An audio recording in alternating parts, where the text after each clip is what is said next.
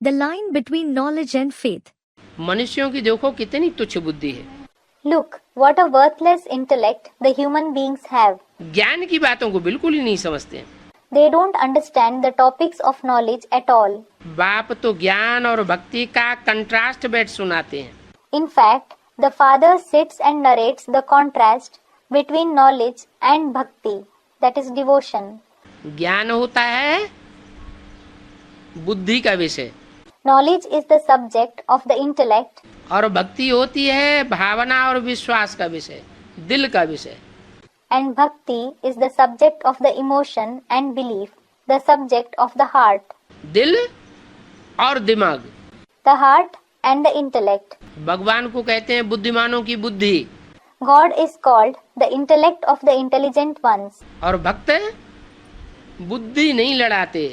and the devotees do not use their intellect. पूजा करेंगे, अर्चना करेंगे, कीर्तन करेंगे, They will worship God, adore Him, and organize a kirtan, meaning singing of hymns in groups. जिसकी पूजा करेंगे, अर्चना करेंगे, कीर्तन करेंगे, आरती करेंगे, उसकी बायोग्राफी को बिगड़ करते हैं।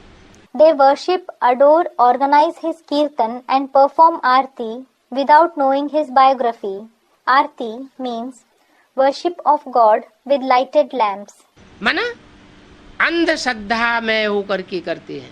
That means they do it with blind faith. बुद्धि नहीं लड़ाते कि इनकी पूजा हम क्यों करते हैं। They don't think with their intellect, why do we worship these ones? तो होती है अंधश्रद्धा। So that is blind faith.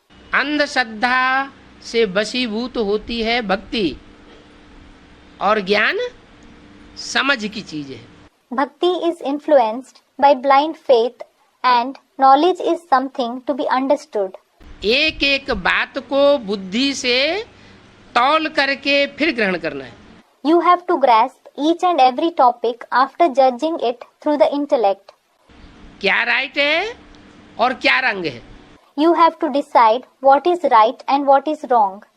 Right और रंग का विश्लेषण करके फिर जो राइट है उसको ग्रहण करना है, जो राइट नहीं है उसको ग्रहण नहीं करना है। After analyzing between right and wrong, you have to grasp what is right and not grasp what is wrong. बिना प्रूफ और प्रमाण के ज्ञान नहीं कहा जा सकता। Something accepted without proof and evidence cannot be called knowledge. कोई कहे भगवान आया हुआ है। Someone may say God has come. कहाँ आया हुआ है? The listener will ask, where has he come? कि अमुक व्यक्ति में आया हुआ है।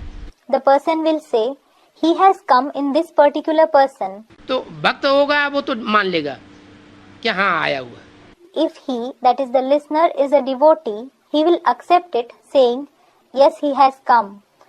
ज्ञानी होगा आया है तो कैसे आया है। If he, that is the listener, is a knowledgeable person, he will ask, if he has come, how has he come? क्या प्रूफ है, क्या प्रमाण है। What is the proof? What is the evidence? जब तक प्रूफ और प्रमाण मिल न जाए तब तक वो मानने वाला नहीं है।